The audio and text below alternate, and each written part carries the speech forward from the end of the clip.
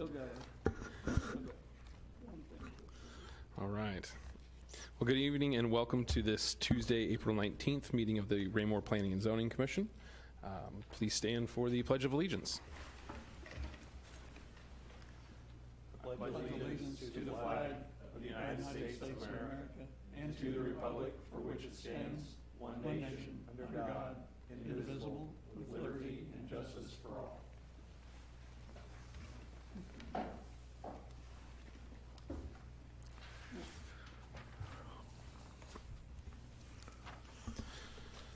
Oh, that's from your guys' session last night. Never mind.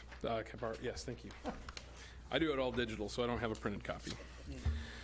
All right, so we will do roll call, which I don't have my sheet, so hopefully I can do it all just as fine. I'll start just down here at the end. Secretary Peterman. Present. Commissioner Kia. Present. And then Mayor Turnbow. Present. Thank you. I'll just go through here. Commissioner Faulkner. Present. Vice Chair Pfizer. Present. Present. Late. And Chairman Wiggins is here, which means Commissioners Manser and Ingert are absent this evening, as well as Bowie. So we've got 1, 2, 3, 4, 5, 6. So we should be good there. No personal appearances on the schedule tonight. Moving into our consent agenda, the approval of minutes from the April 5th, 2022 meeting. Entertain a motion to dispose of this item or discussion, please. Mr. Chair, Yes, sir. I would move that we approve consent agenda. Second. Got a motion by Commissioner Faulkner, second by Commissioner Urquia to approve the consent agenda. Any discussion? All in favor? Seeing 6 hands, passes unanimously, 6-0. Thank you. No unfinished business, so it moves us into new business, which is the comprehensive planning update and future land use plan. Which, in this case, I will turn it over to city staff, please. Thank you and good evening, Mr. Chair and members of the Planning Commission. Tonight we have in front of you the future land use plan, and going back a little bit in history, comprehensive plan was initiated in late 2020, early 2021 with a kickoff. There's been a lot that's happened since then, and really tonight is to show you the future land use plan as a draft. This is going to be an open dialogue. There won't be any voting tonight. It's just more or less a consensus of the staff is headed in the right direction, and really to gain input and feedback on the changes. A lot of this was really just some cleanup items that they've been made throughout the years and just never reflected the change, such as rezonings or things of that nature. But then there were a couple of changes, and then obviously we're going to go through that tonight. Just we can either do line item by line item or just kind of clean up items by proposed changes to activity centers. It's really up to you on how far we want to delve. But that's what we're here tonight for. And so I'm going to just kind of start with the pretty simple ones. So there was 26 proposed cleanup changes and corrections. Through the process, we found out that there was a gap that was occurring when Planning Commission and City Council were making approvals for rezonings, and then they weren't actually reflecting them on the future land use plan to show as such. And so that's where the 26 cleanup items came from, and I'm not sure if you all have any specific questions on anything regarding those, or if you just want me to go through and Commissioner Faulkner. I'll have a few, but you may answer them before I get there. Oh, okay.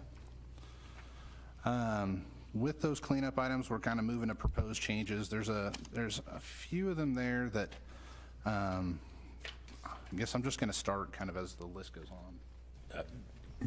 Commissioner Faulkner, did you say you had a couple questions on the cleanup items, or were you referencing the proposed changes in the next section? I basically just was going through the list of 42. Okay, So excellent. We can do that as well. I mean, that's perfectly fine. I didn't break them out. Okay, I just want to make sure that okay. There, yeah. The first real proposed change was if you're looking at the map, it's going to be number 2. So you're going to be the southernmost portion of our city limits, and initially that was proposed for business park, but that was initially part of the Good Ranch, and so that piece has actually been sold off to another private owner. And so therefore, we didn't really see it to be fit with its current use as business park, as it's kind of separated from a bunch of trees that are kind of in between what you would see as number 1 and 2. And so one mistake that I had made on here was a proposed change. It said private park, but it's supposed to be open space. And so that was the proposed change on number 2. Moving on to number 5, which, let's see. That's number 6. So you got 5, 7, and 8 that are just running north and south. So pretty much 5 starting at Doc Carroll's and running south to 58. That was an area that we identified as we wanted the uses to be higher for 58, and then as we go towards Timber Creek Elementary, it gets lesser and lesser, so medium density to low density.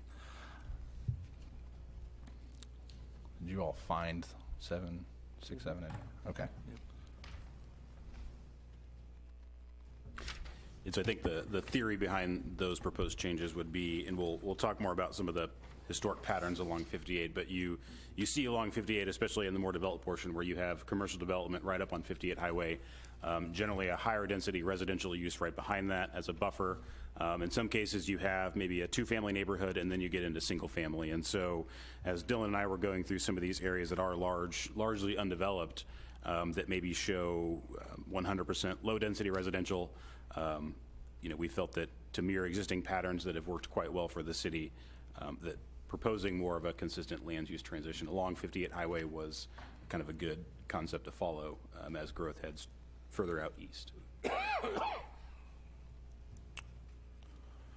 Moving on to essentially number 10 and 11.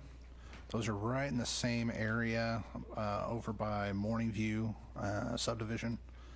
So we've proposed a commercial area right there at J and essentially the entrance into the subdivision.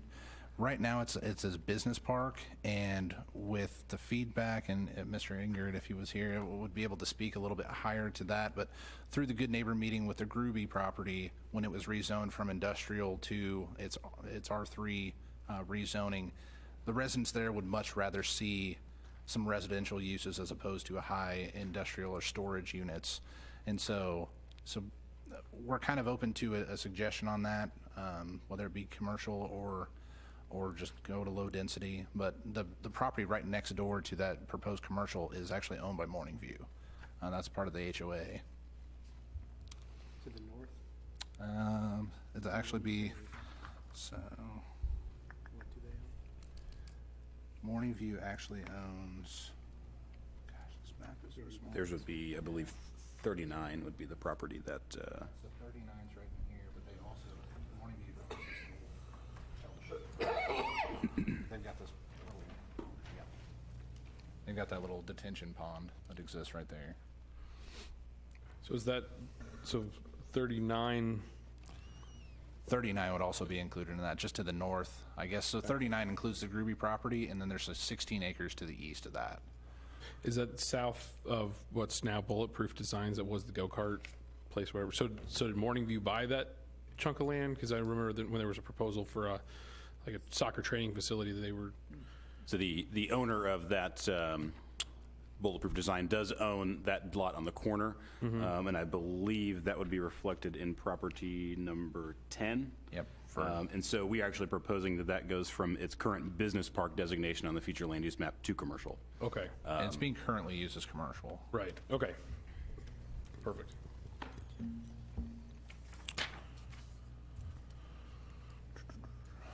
$13, $14, and $15. Those are right What along was your 58. proposition for 11? So 11, right now as it stands, is business park, but it's kind of a twofold. So number 11 kind of consists of a couple different areas, but Gruby is already there as medium density. And so that just needs to be a cleanup item. But the property just to the east of that is an additional 16 acres that it's zoned for business park, but after the meeting had with the neighbors, the last thing they want to see there is more storage units or something that would allow for an industrial type use. And so they were much more comfortable with having, even if it's a higher density for residential, that's what they would prefer to see.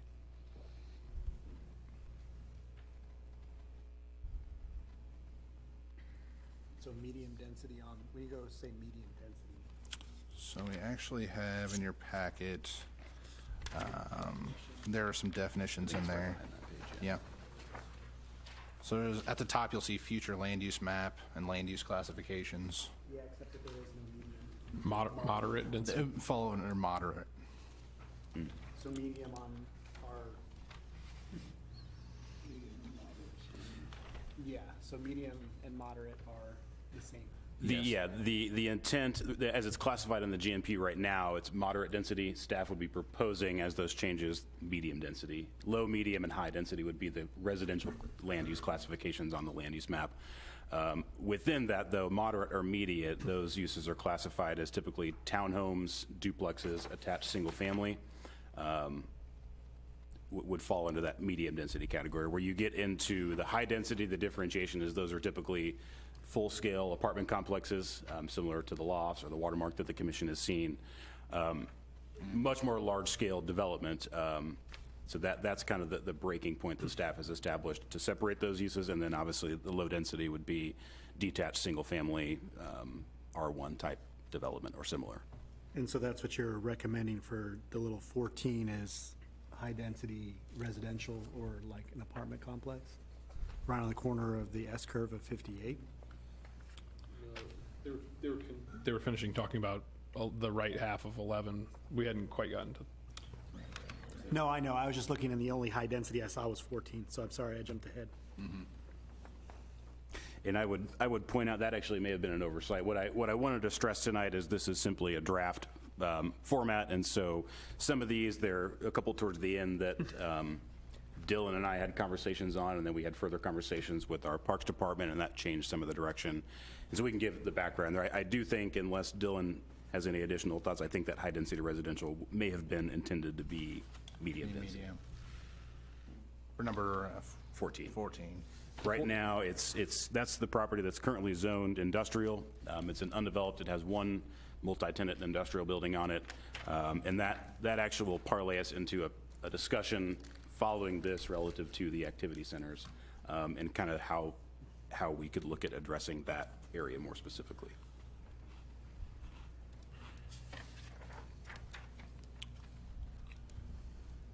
Okay, so going into, I guess, what would be 15 and 16, these were all, anything that you're going to see tonight that says current map, park.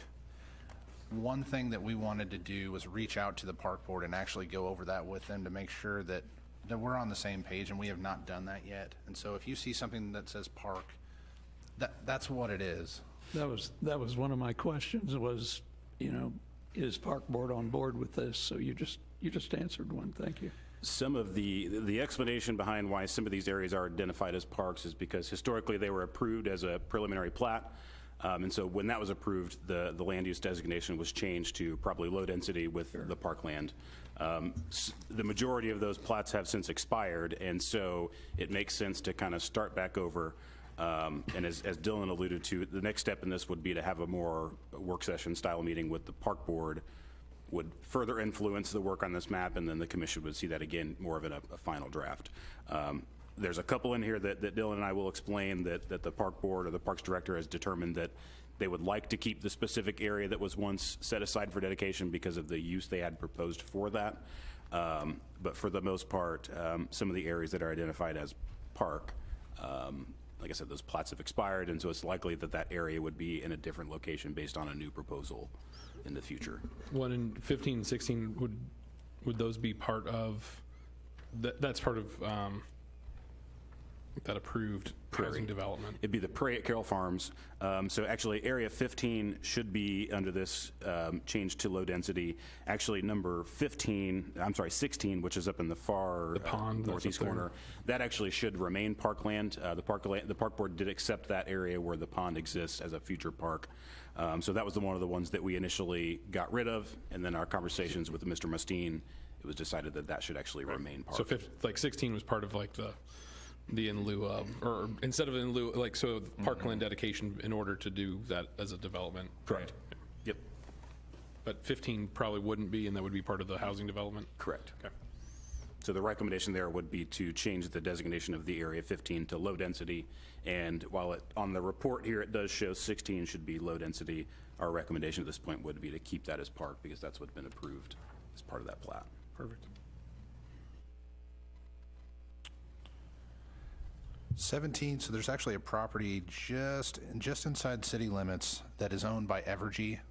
And so we wanted to show that as something other than commercial because it's a 20-acre piece of property that they're essentially looking to, I think they've already got some utilities out there, but they're looking to upgrade it to make it more of a substation.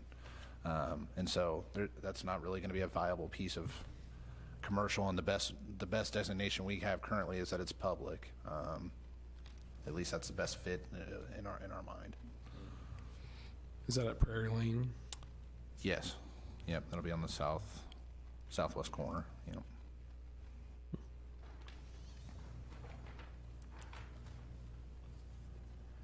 And then going on to number 18, which is kind of that furthest large commercial square on your, I guess, bottom corner.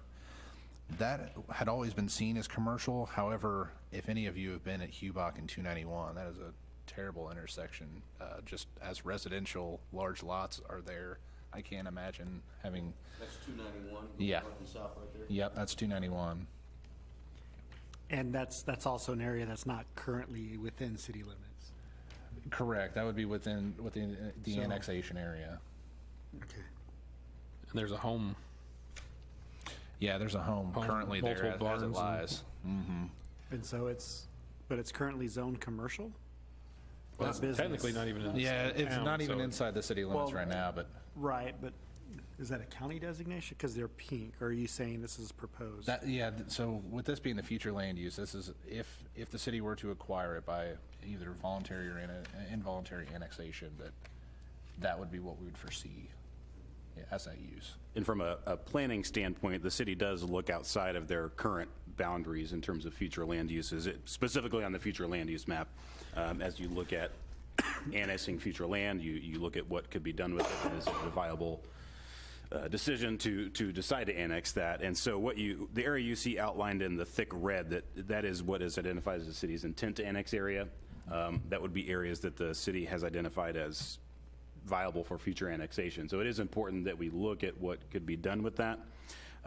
One thing to consider, obviously right now, that area is probably not well suited for commercial development. And as you look even at the intersection of 58 and 291, which is where those two other larger kind of pink shaded areas are at, those are very large swaths of land that are being set aside for commercial. And so one thing that the commission could consider would be, eliminating a portion of that for, reserving maybe just the hard corner for future commercial development. Or, of course, we could also look at eliminating the commercial designation altogether and just setting it aside for low density. I know there are some utility challenges the further you get out, and so that becomes part of the viability of it as well. But important to consider, while today it's obviously not suited for commercial development, is it worthwhile to change that parcel in its entirety, or maybe just chunk off the 1/4 of it and set that aside for maybe a commercial node at that intersection in the future? Well, and isn't the southern part already like schools? Like, isn't that where East Middle School is? Or is that farther in? That blue section is the school. section. Okay, so you gotta make it to the blue, so this is the school. Yep. So like where the sod farm is? Yeah, the sod farm's to the That's north, the yeah. north piece of that 58 and 291 there. Okay.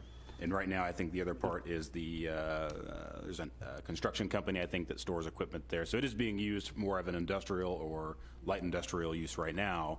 But again, as the city looks to future, annex out that way into the future, it's important to know what the current use of the property is today and what the city would like to see into the future to plan for that. The basis for my comment is that right now, as it's shown, identifying those two, quarter sections almost as commercial land is probably not terribly viable, but if the commission were to look closer at maybe just the intersection itself and the properties that abut 58 and 291, could be something staff could look further into to update, to still maintain the commercial presence at 291. That's a busy intersection. Just the point being that two whole quarter sections of property, probably not the most viable land use designation. Open discussion. Yeah, sure. So question for the pros. Is it generally easier or better, I guess more feasible to change a zoning from residential to commercial, or to change a zoning from commercial to residential, or is it a wash? So generally, when you go through the planning side, it's always easier to go to a lesser use. Okay. And so if you're going from single family to commercial, I mean, obviously that's a lot higher intensity use. And so that's what makes it generally harder for you all to make a decision when somebody comes for a rezoning. This is comments way early, but looking at those two commercial tracks at 58 and 291, I guess my thought right now is, based on your comments as well, leave them as commercial. I mean, future land use plan is 30,000 feet, pie in the sky. If it's easier, as I suspected, to zone down if they don't sell, or zone down if somebody comes in with a viable plan, but it's not zoned. I don't have a problem with leaving them earmarked as commercial, just it's 30,000 feet. Right. And that's what's important to know as part of this, whatever the end map looks like, we're not proposing to change the zoning of any property per se, but more or less what would be looked at when an application does come forward for that area. And I would tend to agree, it's easier to keep the commercial designation and address it later on if it doesn't develop that way, versus trying to look at it from the reverse of that. Just an additional comment on that is that it's very important to have this area selected as a future land use, because we do get from time to time correspondence from Cass County that says, hey, we've got a business that's within so many, either mile or so of your all's jurisdiction, are you going to have a problem with this? And so that does occur kind of on the back end, where it's nice to be able to look at this and say, well, that's not what we have that identified for. And so, Right. Just in driving through that way occasionally, I know on the east side of 291, not in the annexation area, there's commercial. And I think on the I'll call it, let's say, the northwest corner where the turf farm is, but I think it maybe now is a church, but the building was built as sort of a competitor to Orscheln or something, smaller, I don't know, farm store, whatever you'd call it. So it's, it's not out of the question to me. It's just, as you said, how much of that space actually is viable. I think, as we've discussed before, what commercial development looks like at 58 and 291 is a lot different than what it looks like at 58 and Dean. So, what we're saying is not viable, is not necessarily not 100% viable, but as the city continues to grow, so too will the demand for commercial development. So, the point being that it is important to plan for that in this map, and that's necessarily why those two parcels at 58 and 291 were not proposed to be changed. The one in question was property number 18 at the far southeastern portion of the city. But I think the spirit of the conversation would be that it's appropriate to keep that as maybe commercial into the future, as opposed to changing it to low density as we've proposed in the report tonight. just to kind of change the tempo a little bit, is everybody okay with what we've proposed so far? Do we have any other questions or anything before we move? just on 12, Sure. so I'm trying to think, that's south of Pine, right? Yeah, so that's Rice Street, essentially. And is that just south of like the chiropractor? I think there's a dentistry. This property would be directly behind the Casey's, and then there's a vacant lot off of Rice Street. This is actually just a weird triangular piece of property that is owned by the single-family home. And right now it is identified as commercial, or I'm sorry, medium density, because there are a handful of duplexes that exist on Rice Street, and so I think that was just a remnant designation left over from that. Based on the current owner of that property and how the property is situated, I don't think medium density would be a good use for that property into the future. So our conversation was to clean that up and match the low density, which is the single-family home that exists adjacent to that property, is owned by the same individual. So that's not the property that the landscape business was looking at? That's just to the west. Just to the west of that? Okay. The last section that we have is really going to include 21, 22, and 37. It's all going to be right there at the intersection of J and 58. 30, Before we go there. Sure, go ahead. sorry. No, that's all right. I did have a question about 20. Yeah, no, I haven't there yet. 20, the long skinny, am I correct? Is that a part of, or maybe most of, American Self-Storage? the whole thing. And so actually it was weird because before it split it, Yeah, and it was like, well, that just needs to be cleaned up because that's all used for industrial use right now. it's not, so that's one of the several cleanups. Cleanup items, yep. Okay. And, yeah, industrial is like an M1 or an M2? Okay, thank you. And I think before we go any further, you brought up a good point that Dylan and I have talked about, is that the designations, a lot of what we're proposing here further down would be for an industrial use, but the business park designation in the GMP offers kind of a mix of light industrial and commercial options. And so as we were going through this, we didn't know what the commission's thoughts would be. Should we be rezoning to the business park designation to offer a little bit of that flexibility, or do we want to make it the industrial designation? I think there's pros and cons to both. There are some differences in the two, and there's probably different properties that would warrant one over the other. But just as I think the majority of the changes that Dylan and I talked about and were proposed recommend going to an industrial classification versus a business park. And so we're open for the commission's direction on that. If there's any instances where one may make more sense over the other.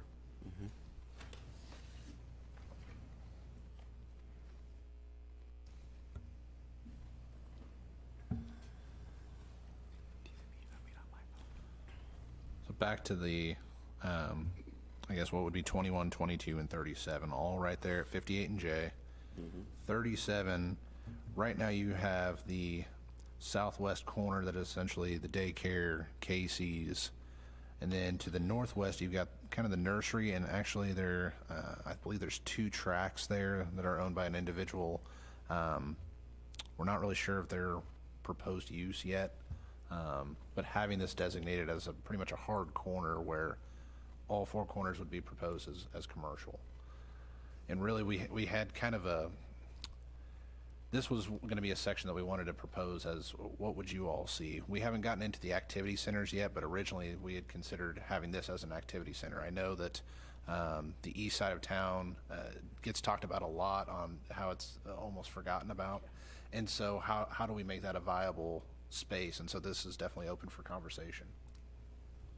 Just a quick comment for now, that corner, it seems like the northeast is probably Danny Carroll's part of,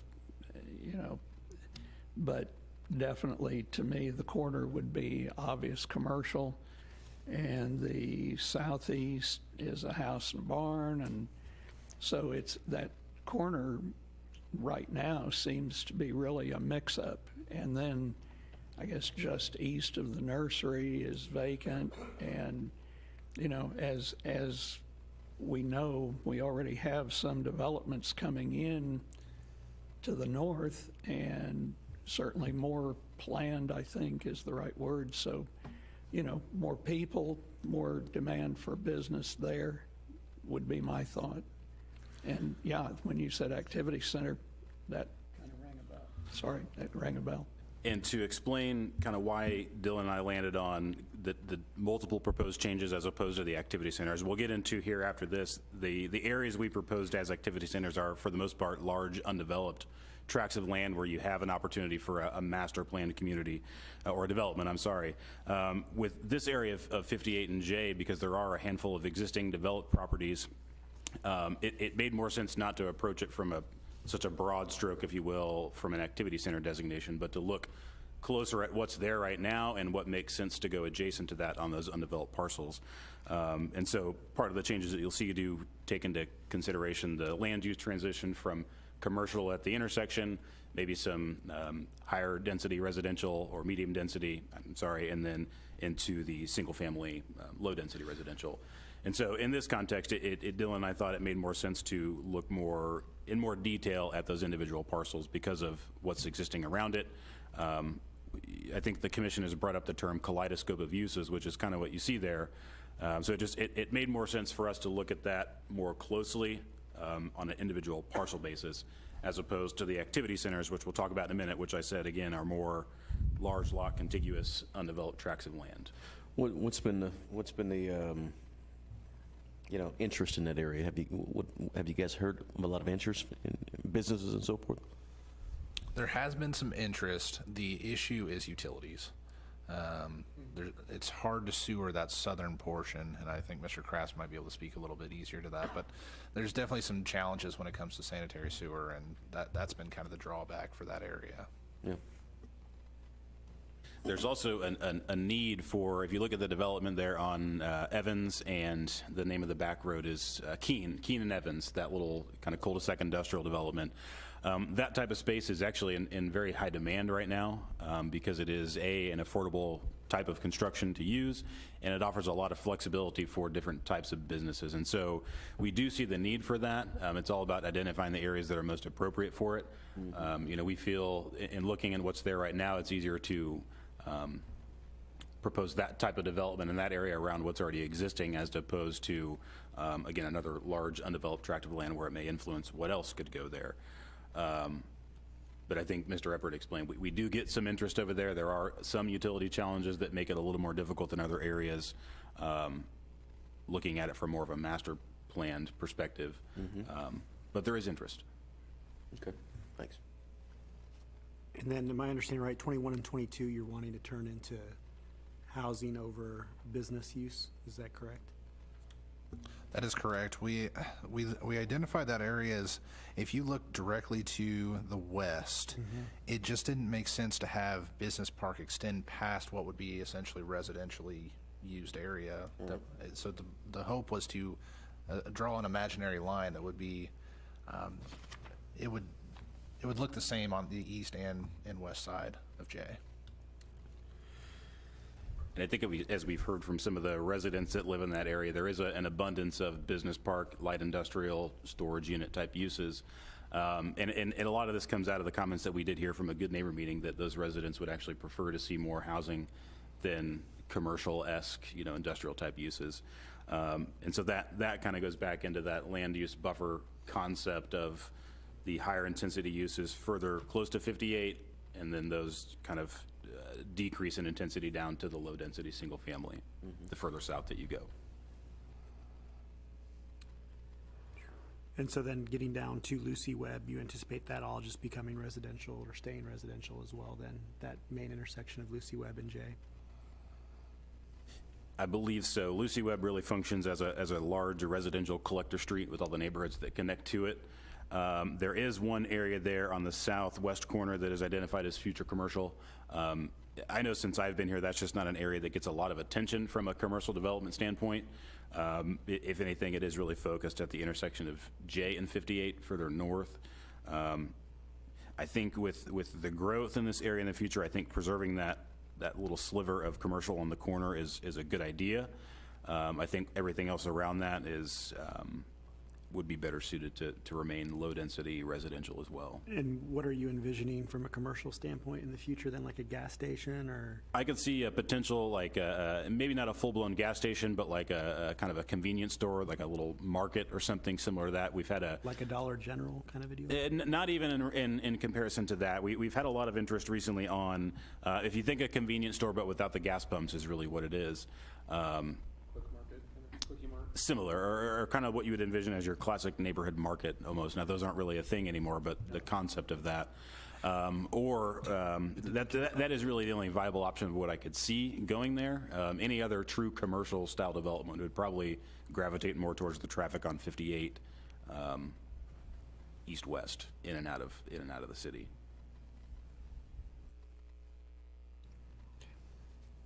I know for tax collection purposes, it's not something you want to hear, but I think there was a church at one point that was interested along that tract of land as well. That's been some time ago, so I haven't heard any more activity in that area. Would that have to be rezoned if it were a church that were interested in that corner? No, and right now I think that parcel is zoned commercial, but a church would be considered a public or civic use, and that's actually allowed, I think, in any zoning district, Okay. just by right.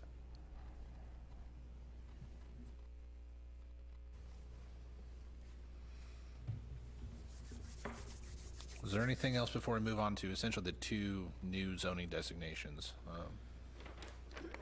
Just for my benefit, we kind of jumped to include 37, but I'm trying to think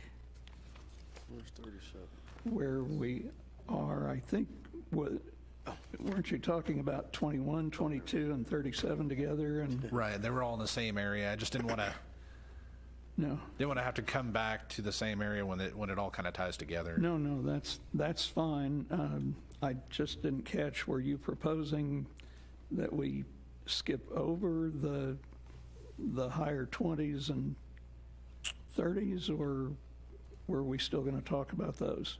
So we're going to skip over 28 through 33, and following the rest of these items, we'll get into more of an in-depth discussion on the activity center designation. Yeah, we'll come back to those then. Right. Okay, so where are we picking up? So the rural residential is the new zoning designation. Okay, now I guess what I wanted to know, can we still discuss like 41, for instance? I had a question. Yeah, definitely. We were going to go past that. Sure. Okay, so 41, 42, I don't know if that's still considered good ranch or not, but to me, 41 looks like it's part of the big Whitetail Run.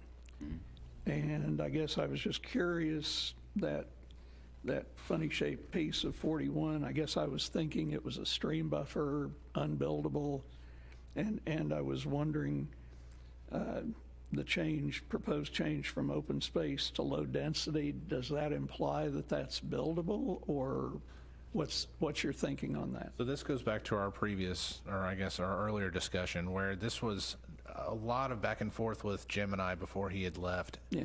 And then after coming and bringing parks into the discussion, they still want that area to be used for parks.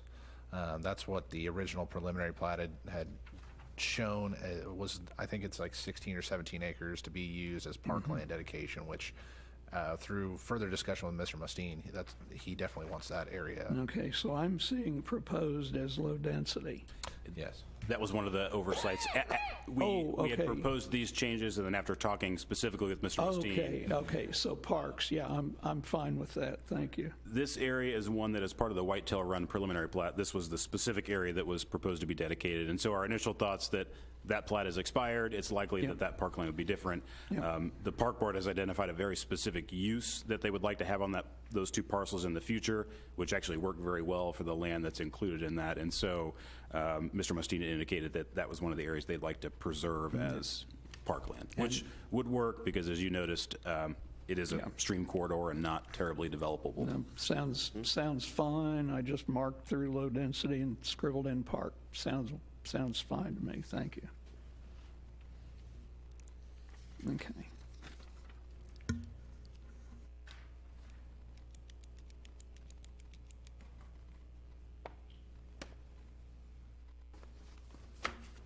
You look like the wheels are turning. Okay. Rural residential, we came up with as essentially the definition for it is a piece of property or a large swath of land that cannot be sewered. There's no availability for sanitary sewer. Public Works, if I go off track here, Mr. Krass, keep me on, did essentially a study that showed areas that could not be sewered. And so this was one of the areas, and I think there's a couple more areas actually that need to be identified. But essentially, the only thing that could go there is large lots sewered by septic. And so we just wanted for when someone comes into the city that they already know that that's something that they can expect, that we're not going to be able to provide services in that area for sanitary sewer. And so the big one that you can see there is number 23. 23. Okay. Got it. It's a big swatch of land there. Yeah, it's huge. Okay.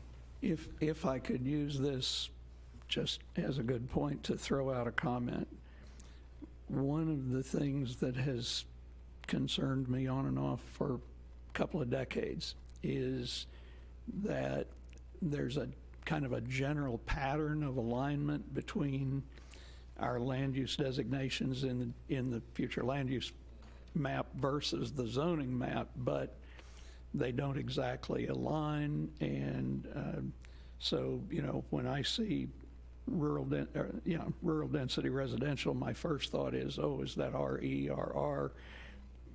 And I'm not even suggesting that things have to align, but I think as we go forward, we need to keep an eye on that, so there's not just some kind of a random misalignment in there.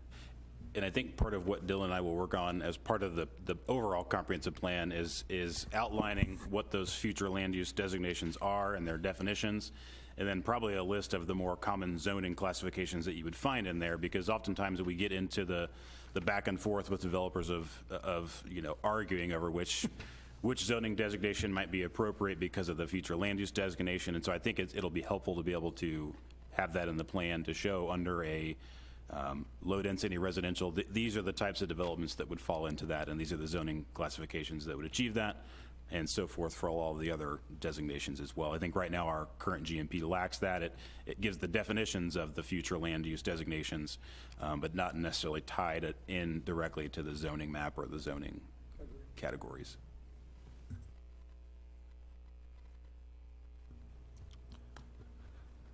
So then I'm going to pass it over to Mr. Gress to talk about the activity centers. This is kind of the biggest one that we wanted to discuss, and this will be a little bit more in depth with each activity center and what the city envisions, and obviously what you all have for feedback and input. And before we get started, I wanted to put my planning nerd hat on a little bit and just explain some of our thinking behind why we would propose something like this and not the designations that are in the plan already.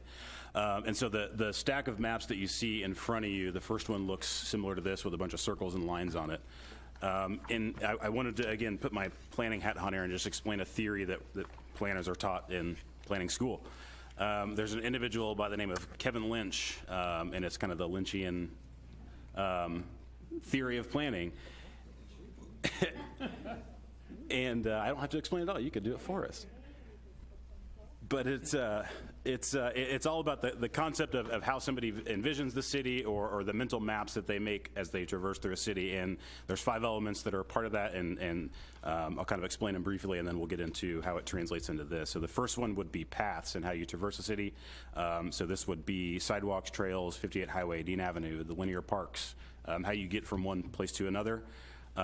Edges would be the second element. Those are either real or perceived physical barriers. 58 Highway would be an edge. It separates two probably different land uses on either side, or just abutting land uses that are dissimilar but up against, that could be an example of an edge as well. A district would be a collection of any of these elements: buildings, bridges, paths, etc. The Raymore Galleria District would be an example of that. Municipal Circle, Willowwind, all examples of what constitutes a district. It's often something that sometimes that people can enter into and exit out of is a good way to think of that. Nodes would be larger areas that you enter in and they serve as like a focal point between a neighborhood or a shopping center or a district. So 58 and Dean, 58 and Foxridge, any of the major intersections along 58 would be considered a node.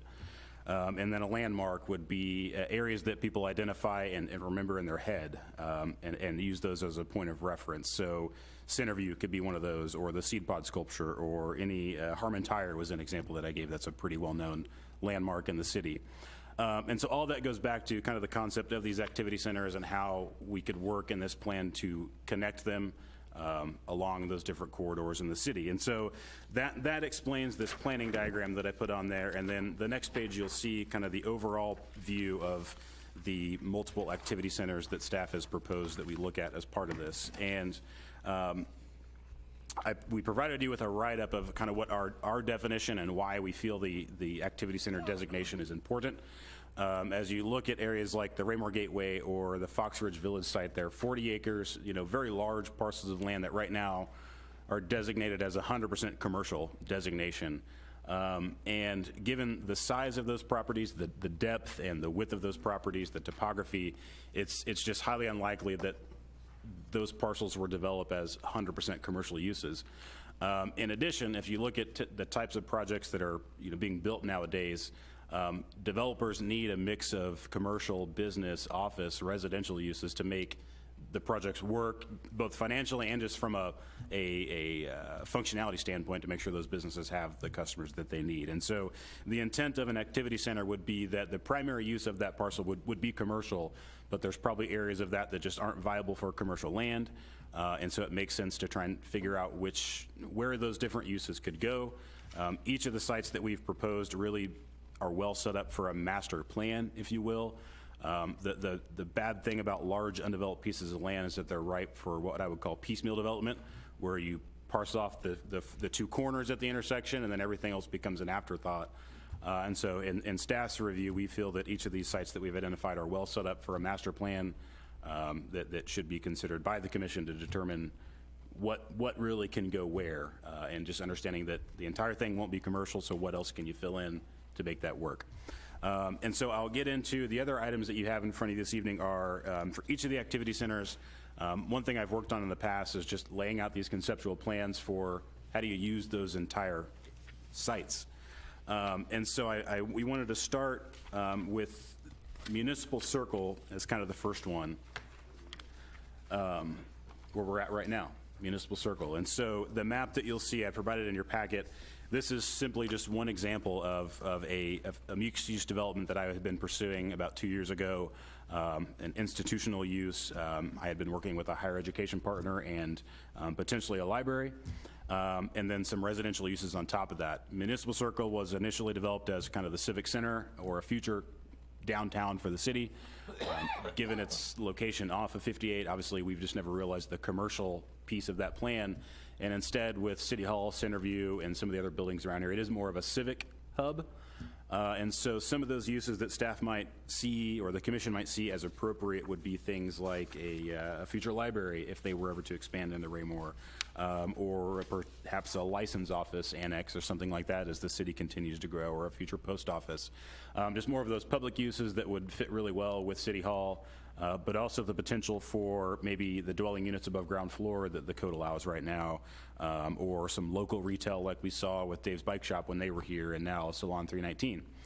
You're just not likely to get those large chain type businesses on this type of development. And so that kind of explains what staff would envision for this area. And the intent behind this would be to include in the comprehensive plan these types of lists where we can say that, well, maybe that use doesn't fit in Municipal Circle because it doesn't fit the vision that's been set for that. Yes. Is the Anytime Fitness, is that part of the Municipal Circle, the Community Raymore Bank, that piece as well? Is that part of the circle? It is. That strip center was developed not as part of Municipal Circle, but it's connected. It's covered by the design guidelines that are here on Municipal Circle, and the overlay district that is here as well. Okay, thank you. So I think that wraps it up for Municipal Circle, unless there's any specific questions or additional uses that the commission would like to see, maybe thought about on this property. As I mentioned, the site plan you saw there is really just one conceptual thing that got drawn up as part of a conversation. There's a number of other undeveloped lots as well that could be used. I just kind of quick, where you have the possible future expansion lot, has that been considered for maybe also growth for the city market? Potentially, as the city owns 2 lots out there right now, as the commission knows, and I think we have enough parking as it stands right there with the on-street parking. The expansion you see there was in relation to the parking that was needed for the development that you see drawn on that map, because of the residential uses that were being considered there. I don't know, since the city owns the parking lots that are here and the on-street parking, I don't know that the city would necessarily pursue that for any overflow parking. Well, I meant more for the vendors, not necessarily for overflow parking, but for like growing the size of the number of vendors that we have. Sure, it could be used for that. Doesn't seem very landmarkish of an area. I'd like to see something a little more grander and bigger around here to kind of earmark this area right here. Municipal Park is something, big, because you can miss this, you can miss the turn, if you don't thinking about it, or if you don't see it. So just I always have to tell people it's across the street from Price Chopper because that's the biggest building around here, and so that's their landmark that they use to get. So to City I'd Hall. like to see something bigger. Like a prairie fire? No, not a prairie fire. I'm just trying to, you say bigger, I'm just trying to get a little more grandeur. This is the city, type of thing. I don't mean to get too big, but you understand what I'm saying. Yeah, there's the corner lot here on Broadmoor, I believe it is in Johnston. It kind of sits higher up. That site gets a little bit of attention every now and then because it does sit elevated from Johnston, and so you can kind of see it from 58. There are several unique opportunities like that, and I would agree. I think Municipal Circle is deserving of something similar to like what was built in front of where the Panda Express, or that area right there on the corner. They had the big. It has a little thing that I don't really like, but the thing that says this "Welcome to Raymore" type thing. Right. Something big and grandeur like that. And I'll pause on that because that kind of gets into a conversation that Dylan and I intend to have with the Arts Commission is public art, and where are areas that the commission or the Arts Commission would like to see public art dedicated in the future so that staff can plan for that. Ties directly into your comment, I think, pretty well. Yep. But noted, I think there's some additional uses that could be considered here on Municipal Circle. The next one would be the area that I coined the Fox Ridge Mixed Use Village, or Fox Ridge Village. It's the area that surrounds where Hy-Vee was recently approved here in the last year or so. And one thing that Dylan and I, actually Dylan brought it to my attention, is that we had initially started with just the property right now that's owned by the Deans. And Dylan, in our conversation, we looked further to the east and realized the property that the church owns right now, may not always be owned by the church. It may be ripe for development in the future. And so we felt that it was important to at least propose that larger undeveloped tract be considered part of this activity center, or maybe perhaps its own separate smaller center. That was just another large undeveloped tract that we felt deserved a little bit more attention as well. Yeah. And a question on that, have you been in contact with anybody associated with St. Paul's Methodist? We have not to this point. So same answer as Park Board so far. It's a draft. Okay. So further behind the packet I had in front of you all, you will see another conceptual drawing looks similar to this. This is a really good example, again, of where a good mix of retail and commercial could exist. The topography of this site and just its odd shape, especially in the far southwest corner of it, really does beg for kind of a more residential use. Yes. Okay. And so the area you see carved out of that in the corner is where Hy-Vee had purchased that, and so this plan was done after that project was approved. But again, you see the city residents have long voiced the need for a downtown or a gathering center with some of these mixed uses, and so that is kind of what has played in and influenced staff's decision to look at these larger tracts of land and figure out where does that desire fit into these areas and where could you create that type of downtown. And so with this plan, you do see with the blue and red buildings there, you see a mix of commercial and maybe office uses on the corner. It's actually in the stack of papers maybe underneath you there. Is it the table? There you go. It should be the third page in that packet. I have a third or fourth page. But anyway, this is, again, just a conceptual plan that I had put together to start talking with the developers about what could be done with this property. And again, it just goes to show where areas where maybe some residential uses could be added, maybe not that looks 100% like that, but to fill in some of that green space that's pretty far off and under 58 actually with the topography. We're just, again, no commercial development is going to go there just based on its location.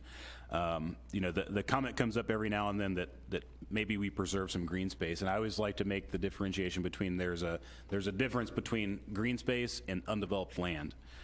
You know, this could be preserved as green space with the right plan, but without that vision, and I mentioned the piecemeal development, you run the risk of just having vacant, undeveloped land that you know, doesn't go well maintained.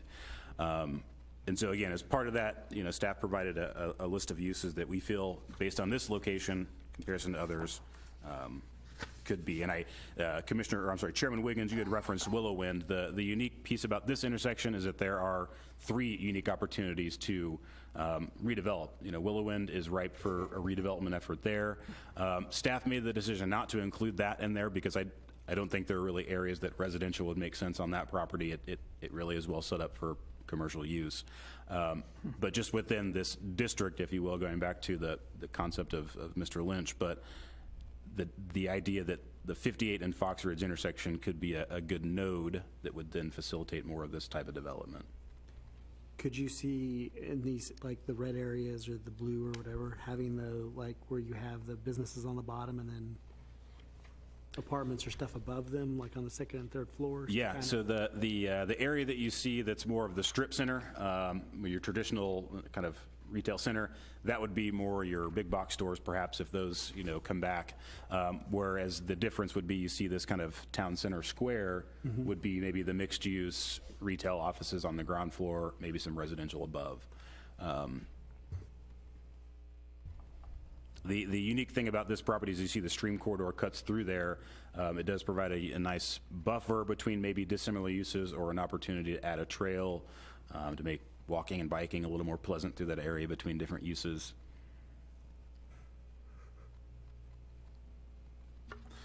Quick question. I know I asked this of you guys quite a bit.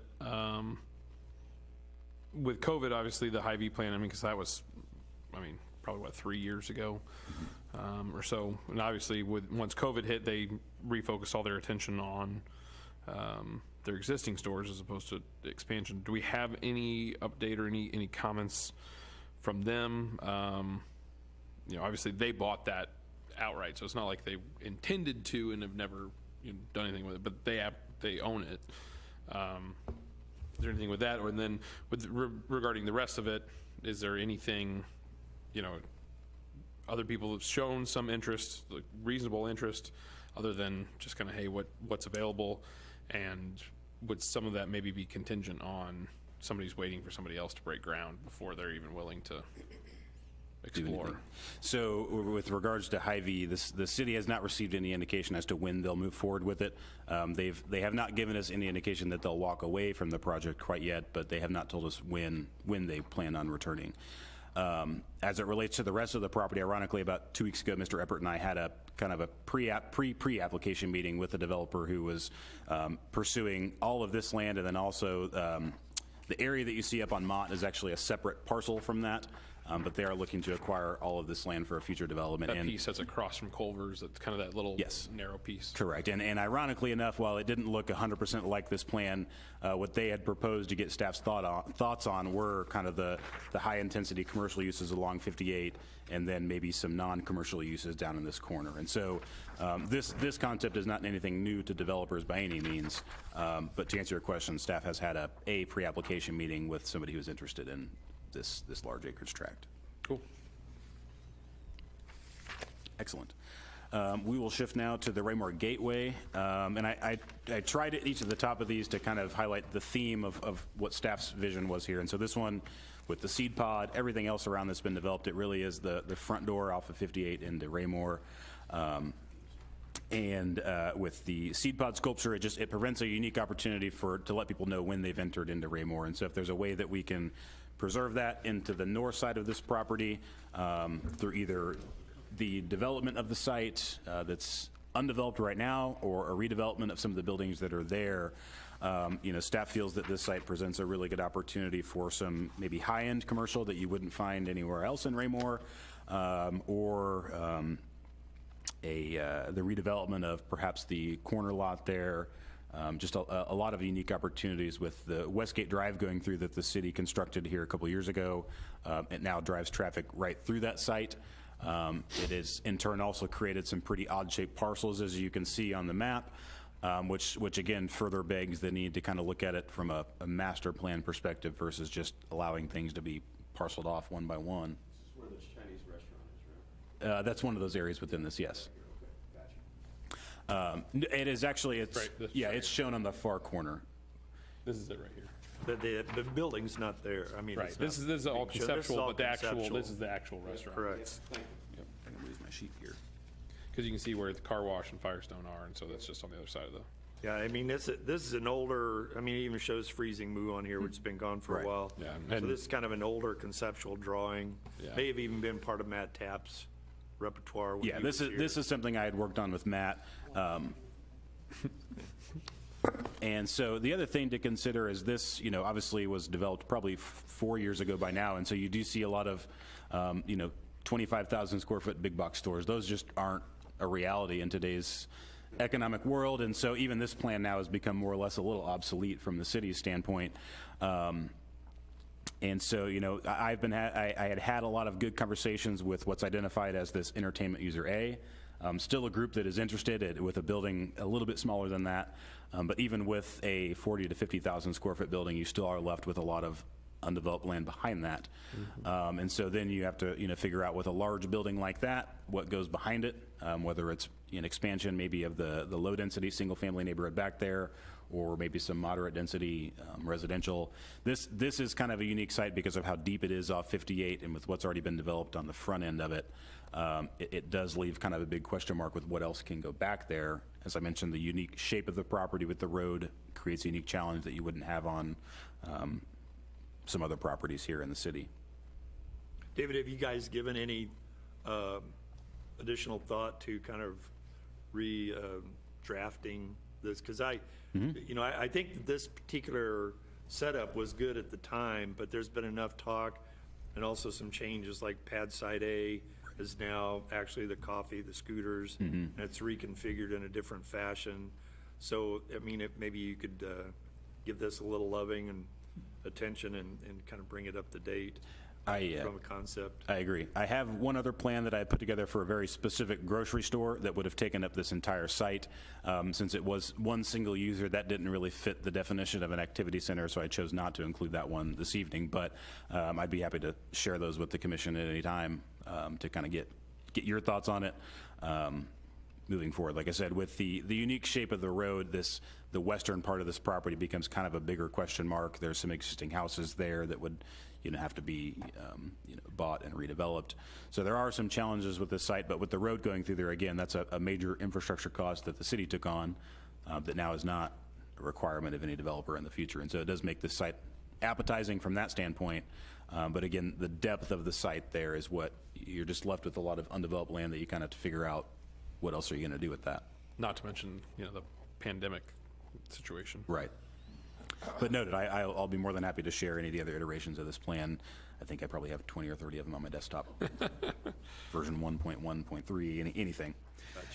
Gotcha. So that would conclude the Great Gateway. The second to last one would be Tract 1 of the Good Ranch down off of North Cass Parkway. And this, another property just with its odd shape with Dean Avenue against the highway. It's commonly referred to as the pork chop, as you may have heard, just because of the way it lays, the way it looks.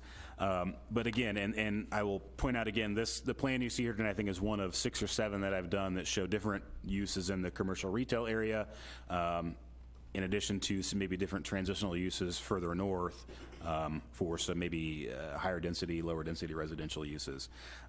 This is a unique site because it was planned as part of the Good Otis Master Plan as kind of the premier shopping destination with obviously the pandemic affecting it, the sheer size of the property.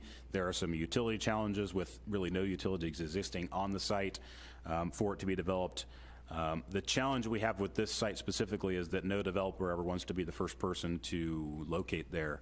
But with the venue of the Good Ranch, that site being developed, the Raymore Commerce Center, the expansion they're seeing there, this area will continue to see the demand rise with those residential developments kind of filling in and more traffic being generated with the Commerce Center.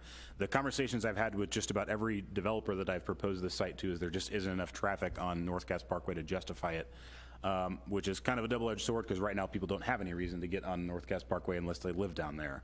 And so, you know, I pointed out with the Commerce Center and all that traffic, we're hopeful that that will increase the need for some services that would help those employees down there. But again, this is just one concept with some of the access along Dean Avenue. That's something that's important to consider so we don't recreate any congestion issues that we have in other parts of the city. So that's one thing we've talked to the current property owner about is where accesses would be permitted, whether it's a full access, controlled access, signalized, et cetera. And all that is kind of the bones of what you see here on this plan. How do you start filling in those tracts of land that are created by where the road network might go into the future?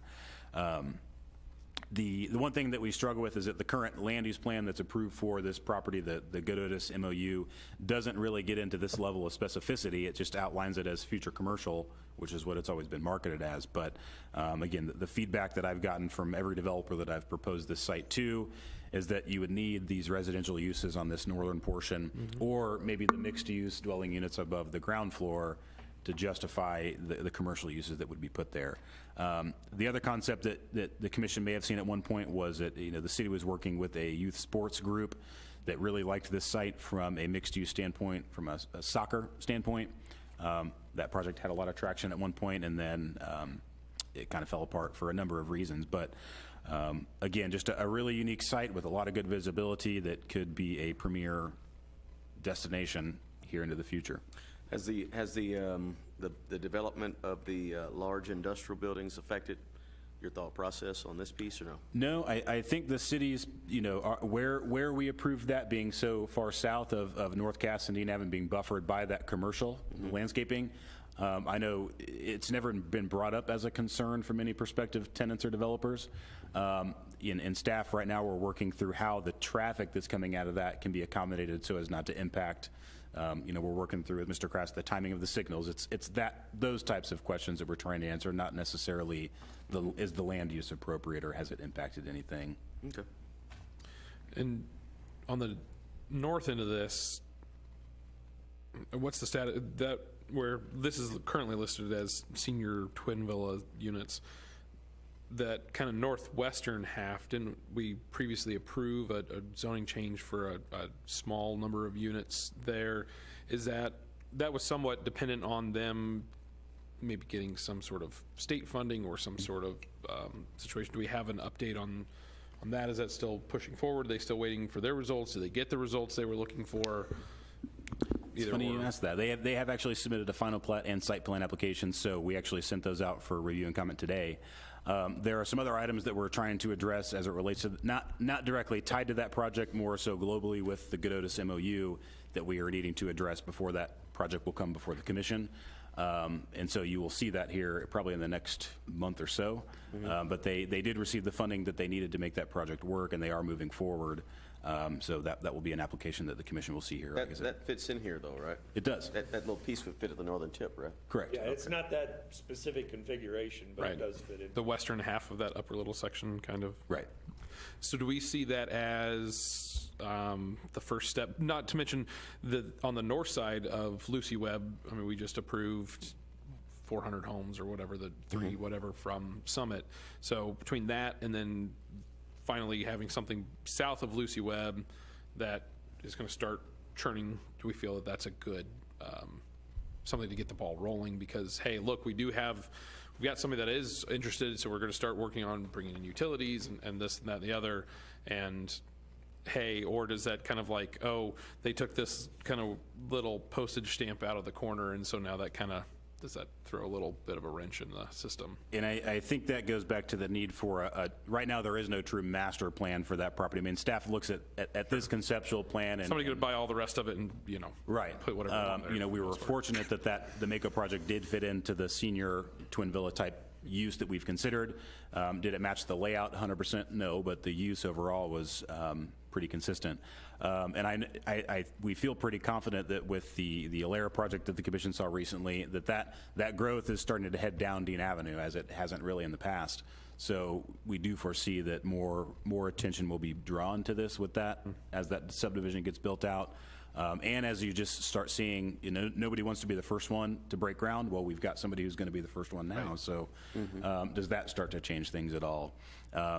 You extend utilities into the site for that project, and automatically the next project can take advantage of that. Sure. So it's all kind of a timing thing and who takes the responsibility for putting those utilities in the ground as well. And then at our last meeting, Mr. Crass had mentioned the discussion, I believe it was with MoDOT, about potentially linking Lucy Webb across the highway. I mean, is that obviously that'd be convenient for the residents, but is that from a commercial development standpoint, does that add anything? Obviously, it's not an extra exit, but is that from a connectivity perspective, do we anticipate that driving interest from folks?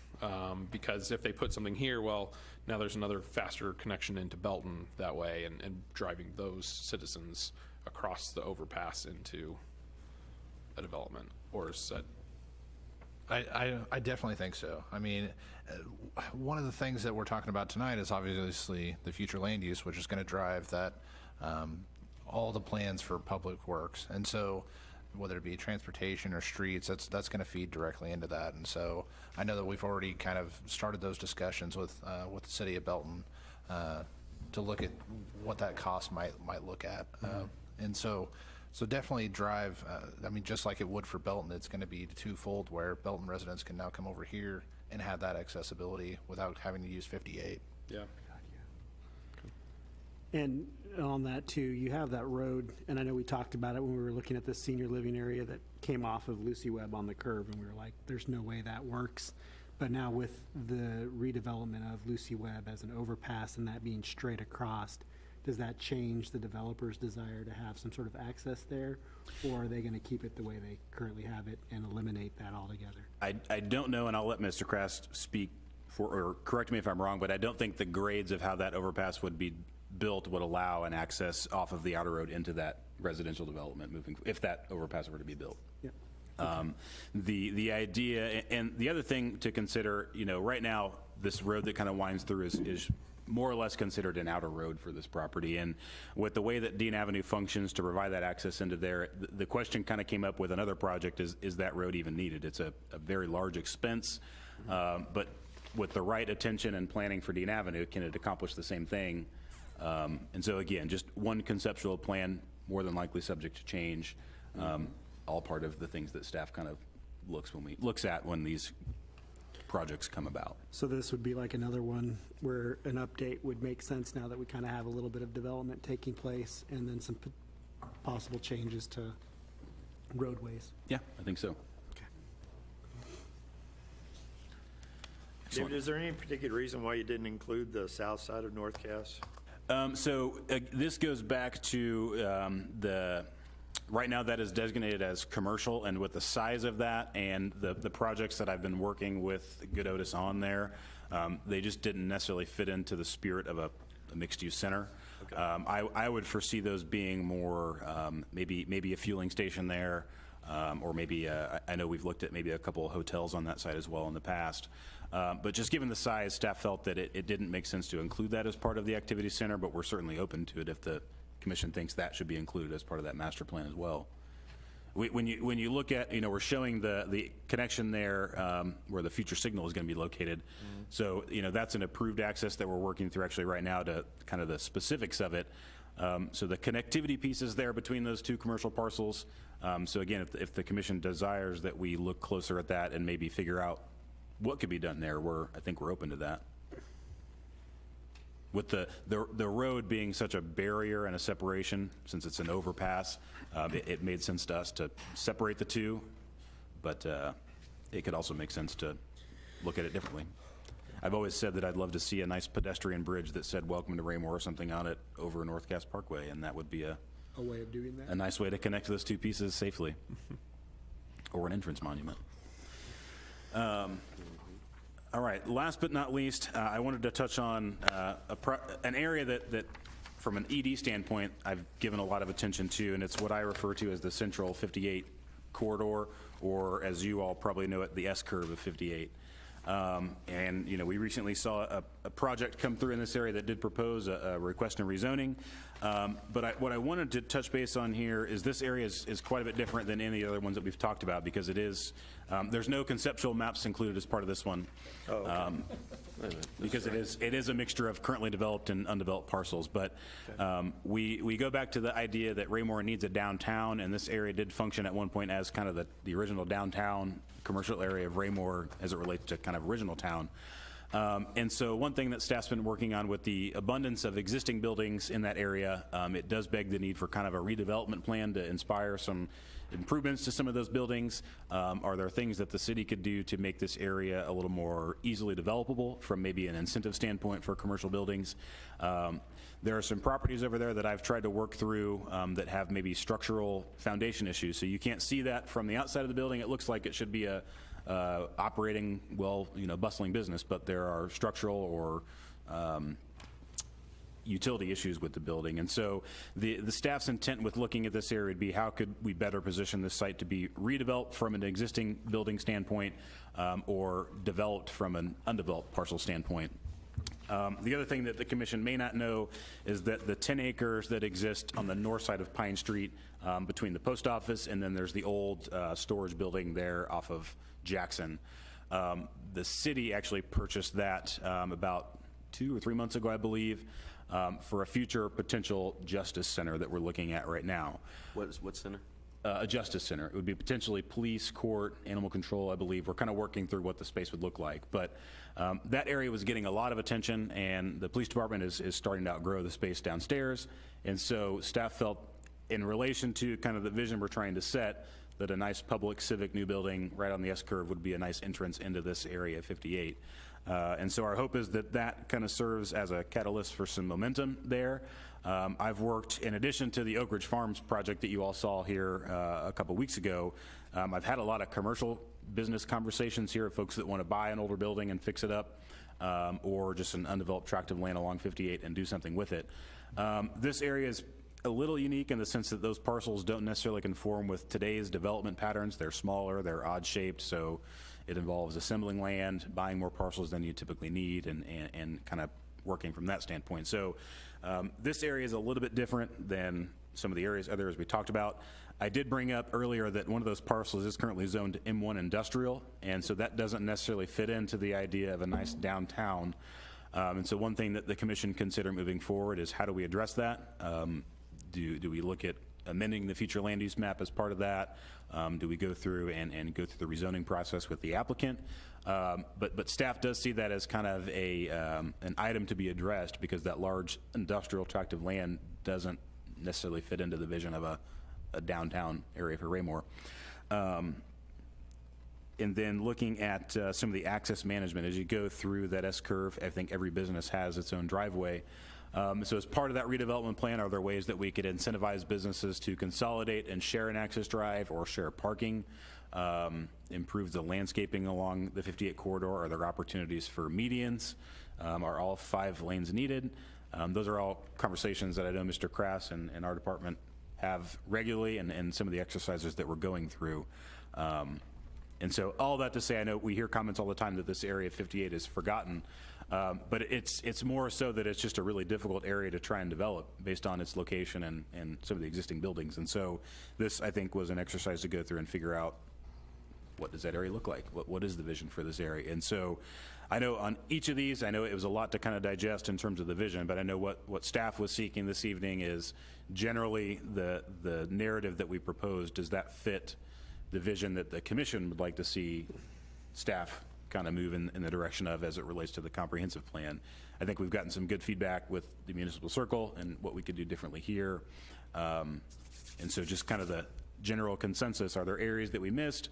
Are there areas you'd like to see maybe designated as an activity center or areas not? That was my last question. Areas that we missed, maybe it's not missed, but the old Orscheln building that's now a school. Yeah.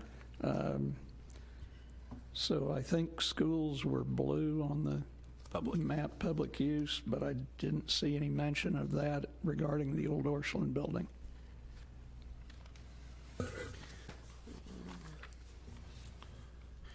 Commissioner Faulkner, you are correct. That still shows as commercial, and so we can clean that up and just make it public. I know that's what it shows currently with the campus out there for the middle school, and so Right, it right. should definitely reflect as such. One more for the 26, right? Go to That's right. 27. That's Thank you. right. Thank you. Excellent. Well, I'll close the conversation with the last page that you all had in your packet. And I talked a lot about the districts here as I go back to my planning nerd self. But then it begs the question of how do you start connecting those districts using the 58 Highway Corridor or Dean Avenue or North Cass Parkway. And so this is one simple concept that staff is working through right now with a couple of the business owners along this corridor to improve the traffic flow, the access management. I'm sure you all have seen at one point or another a car accident at the intersection there that leads into the Galleria Shopping Center or Walmart. It's an uncontrolled access. And so the concept plan you see here is something that staff has proposed conceptually to a number of the business owners in this area of how we could beautify it with some landscaping along Dean Avenue, maybe close off that access and maybe look at a future signal further south. The other idea is that right now, as you know, Walmart is kind of a sea of asphalt, and so are there things that we could do to break that up a little bit? You're taking away or modifying a main entrance right now. By shifting that further south to a future signal, is there something you could do at the parking lot to make it function a little bit better? And this idea is being looked at elsewhere on 58. I just don't have the plans that would show that necessarily, but I just didn't know if there were specific things we should be thinking about as it relates to the 58 Highway Corridor. A lot of things came out of the traffic study that Mr. Crass and his department looked at with Wilson and Company, and so there are concepts out there that I think could work. I wanted to share this with the commission tonight to let you know these are concepts that we're thinking through. The thing that we have to be cognizant over is that a business like Walmart made the decision to locate here based on the access that was there at the time. And so businesses are often sensitive when you start talking about modifying access points, taking them away. So projects like this take a lot longer than staff would like them to because we have to get the buy-in from the businesses that are around there. And we feel that this would be a better plan from a traffic flow standpoint, but a business may not share that same thought. And so there are a number of areas where I think we could recreate this. But again, these things take a little bit more time than we would like them to, which is why you haven't really seen anything turning dirt on Dean Avenue as it relates to this. But So to that point, is Walmart been amenable to listen to anything, or they just been like, no, we don't want to change it at all? They have not shut the door. Where I've struggled is to get, I have my contacts as it relates to economic development for Walmart and Sam's Club, not necessarily their engineering department, which is who would need to look at this. So we've made a couple of contacts to my contacts in the ED department to send this to their engineering department, but we have not been successful yet. So I haven't perceived that as we don't want to talk to you. But Walmart and Sam's Club is a large organization. Sure. And so getting it to the right person is where we have struggled. I have shared it with a couple other business owners along this corridor, and they are generally in favor of it. It's just a matter of getting the overall consensus before anything is really proposed or done. Walmart would, I guess, be the key to making this happen, so yeah. Looks good. This is nice. I like this. I do. Similarly, there's another area of concern as well off of 58, which may benefit from something like this as well. The one, I think you're heading south on Kentucky, I think it is, and you come up on 58. There's no light, there's no anything. You just got to look out both ways and make that left if you're going. No, that's why they did the little jaunt. So that you don't have perhaps to it could be something similar to this thought of for that particular intersection there. I do. Staff was actually working through, we had a couple conversations on the redevelopment of the, where the China Star building is right now. And the one thing that developer was open to, the impetus for building the signal or rerouting that road to the signal was to drive traffic away from that Kentucky intersection with the overall plan of eventually doing a median. Again, that just takes time, but as part of that initial redevelopment concept, that user was open to constructing that median as part of their project. So the idea has been out there that we will do that in the future. It just comes down to I know timing. that's kind of a dangerous area right there. so- Yeah. Okay, cool. Also, David, the last map that you showed us, I know we've talked a lot about the asphalt that sits there between Big Biscuit and Office Max, and with Office Max leaving and that potentially being turned into a professional medical building, still we've got a lot of that asphalt. Even a lot of it doesn't get used by the wholesale club, but those two large lots there certainly are prime commercial spots owned by Block, correct? So the ownership is actually what has been the challenge. You may have heard me refer to this as the hidden pad site because it's a prime pad site that it's a parking lot right now. The issue is that the property lines aren't shown on here, but a portion of that is owned by Block as part of the Office Max property. Another portion is owned by Sam's Club as part of their property. And so I will compare it kind of to the Orchland building in the sense that there's Sam's Club and Walmart can be somewhat restrictive on if there's something that's sold in their store, they would prefer it not be sold out in front of their store.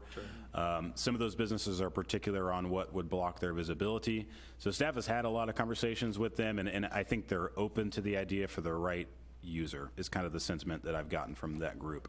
I think it changes a little bit. As the commission may know, Office Max will be closing. They were able to negotiate with Block to get out of their lease, and staff has had a couple conversations with a potential reuse of that building that probably still wouldn't need all the parking that they have. And so I don't know if that changes the conversation or if Office Max was maybe opposed to it. I don't know. But it is a site out there that's kind of, I would love to see develop, but there are some additional challenges there. And you say Block, that's not very specific. David Block? Is it David Block? Yeah, David. Okay. Block and go. Yeah. And then to that point, are there any, you mentioned certain people like within Walmart and things like that. Are there any other like David Block or folks that if we have connections with or that we might be able to find connections to that would be of benefit to you to kind of make these things happen? So with these two respectively, I mean, I had the conversations with the real estate broker for Walmart. So my conversations on that were with the right people as it relates to economic development and real estate. My comment earlier was that, again, the ED person is not who would review this for Walmart and determine whether or not it's a good decision or not. It'd be their engineers. And staff doesn't necessarily have that contact information readily available like I would for their economic development person. But as it relates to some of these other sites, yeah, those are the people we need to be contacting are the developers that would own this property or the developer for Sam's Club or Walmart that would be in charge of their real estate. So I know overall, I mean, that's where Dylan and I are both at with the comprehensive plan and the future land use map as Dylan iterated, just seeking the general consensus. If we're headed in the right direction, we hope that we are. Next steps would be to probably take some of the feedback we've gotten tonight and add to the draft. Once a month, Mr. Eppert does present to the City Council on where things are at, and so on Monday night, he will give an update of this great conversation. And we'll continue to move forward and go through that. And I'll let Dylan explain some of the other things that we're doing in our department as it relates to future land use and seeking more input beyond the commission as well. So this will actually be part of my update to City Council on Monday. I've been working with Ms. Harmer in the communications department. She'll be sending out the May edition of the review, which will have a little snippet in there about essentially it's going to be an interactive map for the community to be able to go in and actually be able to comment on certain areas within the map. We felt it was important that we get that type of feedback to make sure there isn't, again, something that we've missed or an idea that is so overwhelming as far as consensus that we need to start looking in a different direction. But that will be coming in the May edition, and so that should be available. You can go through the city website and actually just click on it. So. Going forward, just kind of brief timelines. The hope is around June to be able to have kind of a rough draft of essentially the overall comprehensive plan, as this is just a section of it. And we gave you in your packet just a brief snippet of the outline. And then in July to have the community conversation once again to actually talk about, really, it's going to relate to public works, parks, the land use plan, and really just anything else that beautification of the city, those types of things. And then by, I would say, September, you'll be seeing this again for overall adoption, would be the hope. And so, obviously, this kind of leaves it up to any questions here at the end that you felt you didn't have a chance to ask, or now that you're just thinking about it, this would be the time. Otherwise, we would definitely appreciate your time. This odd format of a work session was more constructive than having this conversation up on the dais. So that was the impetus for tonight, as we reserved this meeting just for this discussion, just to have more of a one-on-one conversation with the commission, and I hope it was valuable to you all. Anybody have any final questions? Or very good. Well, thank you guys very much. Very informative. And yeah, I like having a little closer. Everybody can kind of see each other, look across from each other. So definitely appreciate the opportunity tonight. That will conclude our, well, since it technically is an item, we don't really have to vote on anything, but it is an item. Do we need to just, I don't know. We don't have the attorney because it's new business. So I don't know. Do we just need to move on? Okay. Yeah. Perfect. Well, then that would take us to city council report. We don't have Mr. Zur here, but Mayor Turnbow, do you have anything that you'd like to? I would defer to David if he had anything to report. So the two items I think that have made it to the city council following our previous meeting were the Alara and the Oak Ridge Farms applications. Both of those items were approved on first reading by the commission. The other thing I'll update the council, I'm sorry. The other item that we'll be working on here on Monday night as it relates to the commission more or less would be the watermark project that we approved. As you may know, the commission approved the site plan and the city council agreed to offer an incentive package. They will be coming back on Monday to finalize those agreements and start work on that project here hopefully in the next couple of months. And so we're excited to see them moving forward with that project. I believe that will conclude city council report. Okay. Do you have a staff report in addition to that?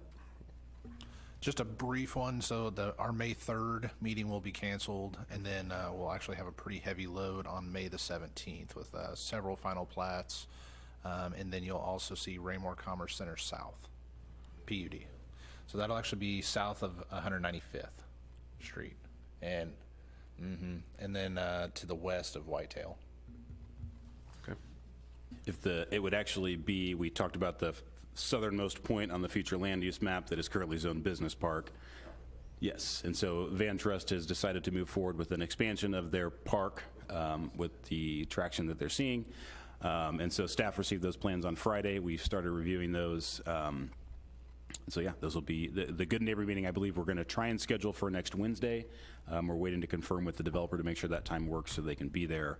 But if it'll essentially be a copy and paste, the layout will obviously be different, but the same types of building that you're seeing going up in the Commerce Center off of Dean Avenue. So does this mean that they have enough interest for the ones they're building, that's why they're wanting to do this, because they also have interest for more? Is it potential renter that wants more space, and so they're doing it to accommodate one particular lessee, or? It could be both. So their thoughts on this project is, A, these things take a lot of time to get through the design and approval process, and so that is why they're starting so early, even before the other two buildings are finished. The other thing is that it just provides other options for somebody. I know right now there's no dedicated interest or concrete interest in the 1 million square foot building that's under construction. Typically, you wouldn't see any definite interest until that building is kind of weathered in and sealed up and more or less painted on the outside, and it becomes a true shell. That was the case for building number 1. The city did issue a building permit actually for building number 2, which is in the middle, and I anticipate we're working through the bond documents for that project so they can start construction on that as well.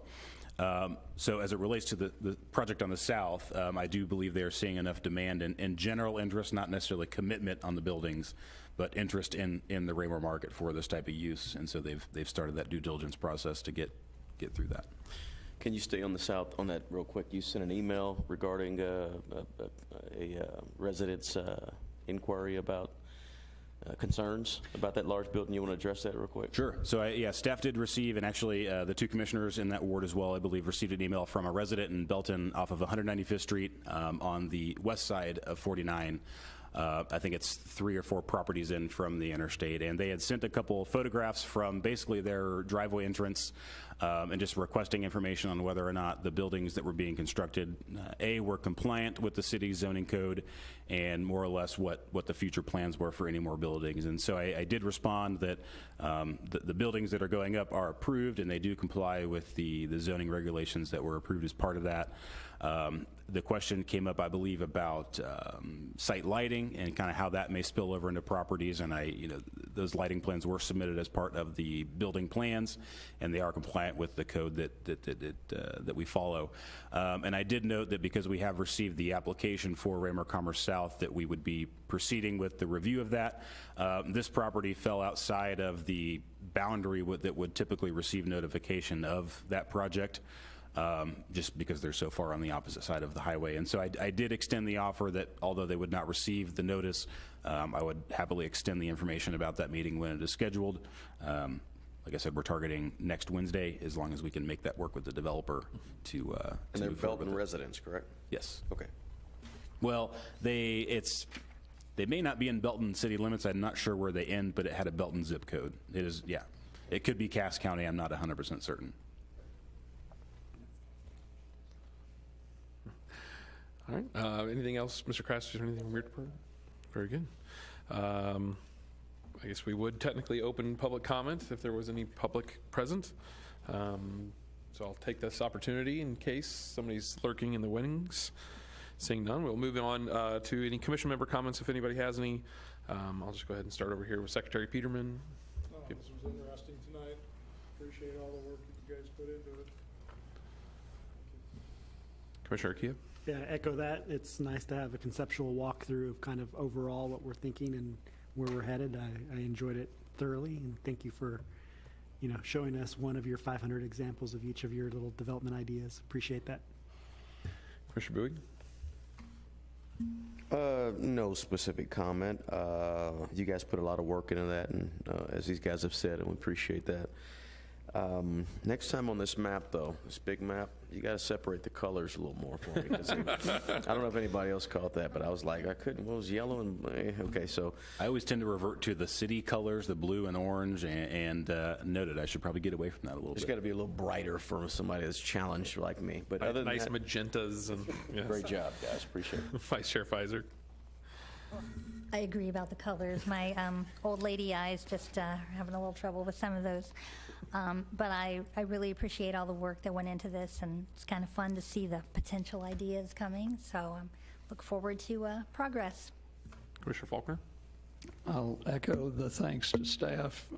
I've been involved in quite a few growth management plans / comprehensive plans. I know how much work they are and how much work goes into them. And did have a question. Is tonight's meeting being broadcast or recorded? Yes. Okay, thank you. Mayor Turnbow. Yep, thanks for the meeting tonight. Good meeting. Appreciate the summary of everything. Also, to the commissioners, if you haven't had an opportunity, but the last planning magazine, I think where we all get those, did you get it? It's a great article in there about the diversity of middle-income housing opportunities that communities should consider, many of which we've been considering here in the recent past. I just wanted to let you know to take a look at that, read through it, because it does kind of give us a pat on the back on how we're moving forward with our projects and keeping the opportunities open within our community for folks to live here. So I just wanted to let you know that I did see that article and would encourage you to read all of that. It's pretty good. Thank you. Thank you, sir. Echo everybody else's comments. Thank you so much. This is very informative and educational. I like to see these kind of, I like to be involved in these kind of, what's the future, what's going on type conversations, so I definitely appreciate it. So thank you all for your effort and for being here tonight.